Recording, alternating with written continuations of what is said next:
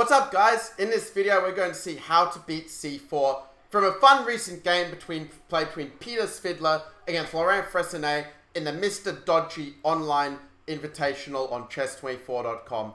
Now this game is going to one which is a bit different from the previous one where I showed how Nakamura beat Tomaszewski in certain moves with 1c4, e5. Here we're going to see how to play it more solidly and another way to neutralize this kingside fianchetto with g3. Of course, worth keeping in mind that if they do play the move knight c3, well, we can play the move e5 and still transpose back in the line we saw in the previous video. Whereas if they play a move like knight f3, you can still play the same setup I recommend of going for e6, d5 and just playing very, very solidly out of the opening. Well, white side to play the move g3 and after e6. Well, we can sort of see that now with this pawn structure that it's a very safe way to develop if your opponent plays something you don't expect. Well, this is a safe way to get a good position.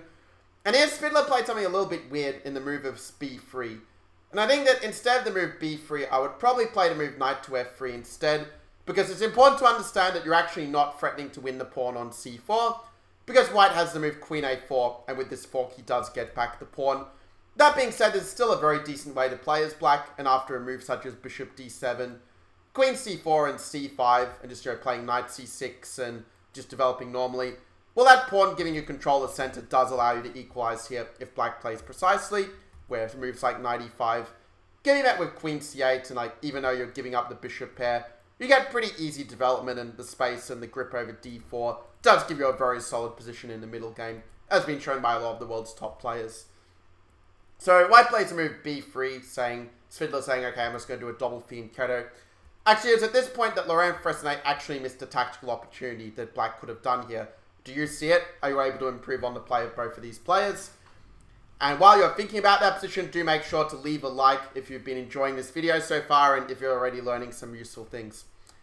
So after b3, black could have played the move of d takes c4. And the idea of this is not to exchange the pawn, but it's to open up the way for queen to d4. And now we can see why it was important to play knight f3 and castles before going for the double fianchetto. Because after knight c3, well, black can take the pawn, or he can even throw in a move like bishop c5 if he wants to. But in any case, I don't really feel like white is getting full compensation. Black's going to develop normally. And okay, white gets a bit of play down the open files, but not really enough, I think, to justify the pawn sack objectively. But instead, black played a move bishop e7, and after bishop to b2, well, the move d4 is kind of a thematic move to sort of kill the bishop, where if you're able to put a pawn chain to stop their diagonal, it can be quite a good positional plan. Now, if I was playing as white, I'd be very tempted by a creative move like f4, sort of playing it kind of like a bird's opening, like a combined bird and Benoni, with knight f3, castles, and covering these squares. I mean, it would definitely be a way to get a creative position, which seemed to be what white was going for. But instead, Svidler played the normal knight f3, and Fressinet defended the pawn with c5. After e3 and knight c6, we see that after the exchange and castles, that this is a position where basically, well, it's a normal kind of Benoni position, a very standard theoretical position that we've transposed to, actually. You know, black would also consider a move like e5 if he wanted to try to punish white for not playing a move d3 or covering this square. But castles is a position that can arise from a lot of different move orders. You know, black could have played the moves d5, c5, knight e6, knight f6, knight c6 in a lot of different ways, and of course there are different move orders white could use in when he fianchettos his bishops and when he plays c4 and so forth. So in any case, it's quite an important position because there's kind of two main differences, maybe three main differences compared to a normal Benoni. The first one is that, which is a disadvantage for white, is that the bishop on b2 is quite passive, hitting this brick wall. You know, in some ways it'd actually be better on some other diagonal in order to give a bit more mobility. But there are also some advantages for white. One of them is that black has not managed to get in the move e5 yet to sort of build his very solid pawn chain to kill the bishop, though of course this is something that black would be very much like to achieve. And also we can say that if black does get an e5, it's going to take him an extra tempo. So white does have some extra time on the Benoni, but it's not all that straightforward necessarily. Well, Fressinet played the move bishop c5, which is certainly a playable continuation. Though I think if I was playing black, the move of rook e8 is definitely also quite reliable.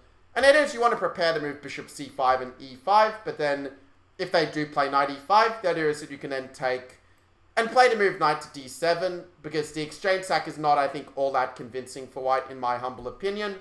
And if white does retreat the rook, say to e1, well, we go e5, and then that allows us to build our pawn chain to just leave that bishop on b2 looking very ineffective. I think that with moves like bishop f8, a5, and just not letting white get in a good b4, f4 pawn break, as long as we stop these breaks in a good version, black will have an advantage with his extra space in the center.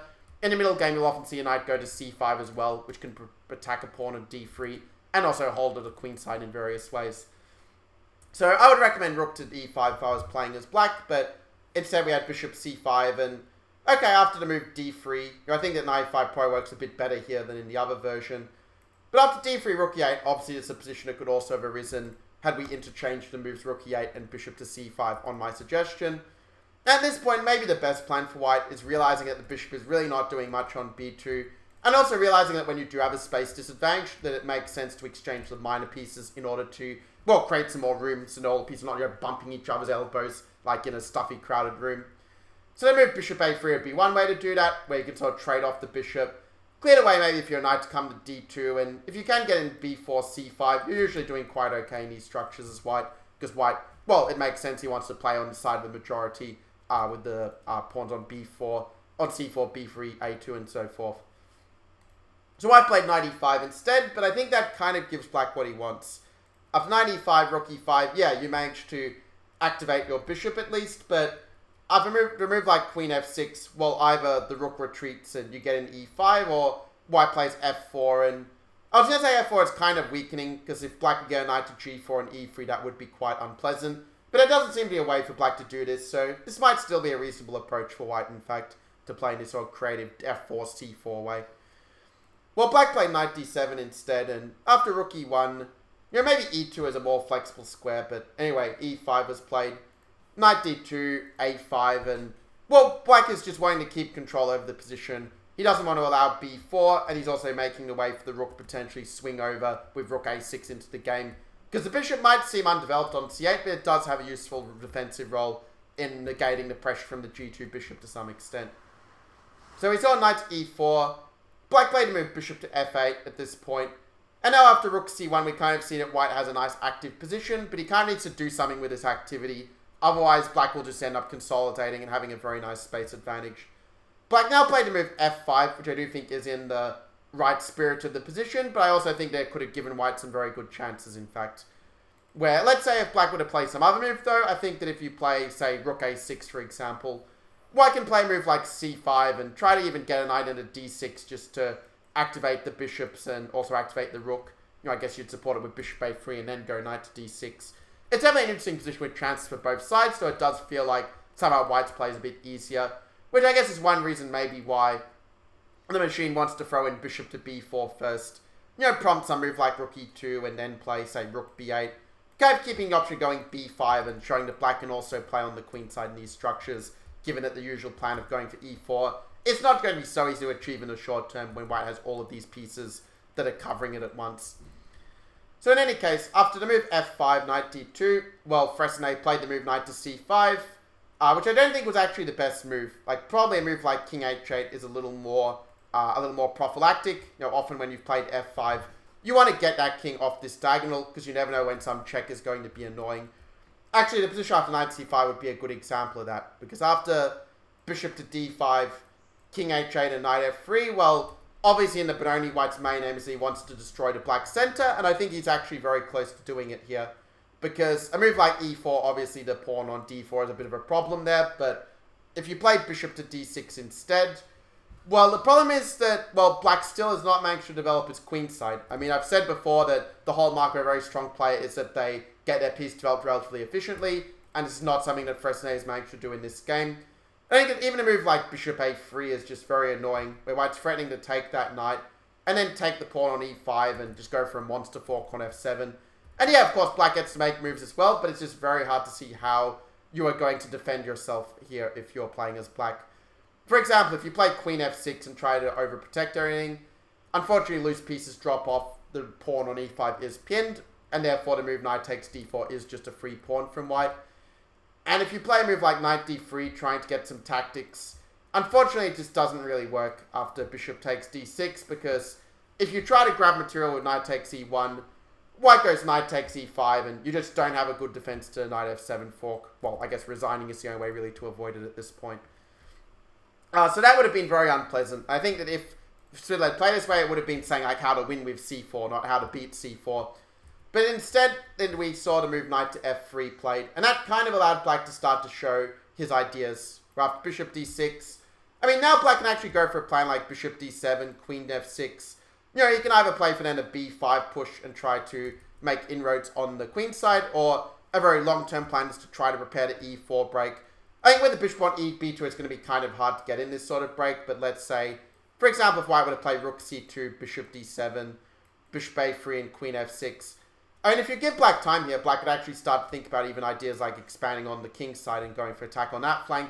But White is going to keep him busy. It does seem that here, after takes, and rook c2, that White is getting some initiative. Again, we see that the pawn on e5 is a bit overextended, and this is actually a very valuable lesson as to why Black should put the pawn on f6 rather than on f5, because it just makes your structure that much more solid.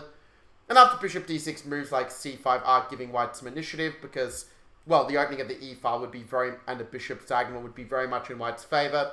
But after bishop d7, Black can maneuver with knight d2, and once knight gets to c4, there's so many good points for the piece. And it's very hard for Black to kind of do something constructive himself when he's constantly fending off all this pressure from the White pieces. So it's a very good example of what White is aiming for in his reverse Benoni structures. But instead, Svidler played a move bishop a3, and unfortunately this move has a big problem. Can you find what Svidler missed? You know, can you see if you can find this move for Black to play to show that you too can beat Peter Svidler? And as always, well, if you've been enjoying this video, then do make sure to leave a like and also consider subscribing for the update with more of these video content. Alright, so that was your cue to pause video, and now that you've decided on your move, let's continue and see how Fressinet managed to win.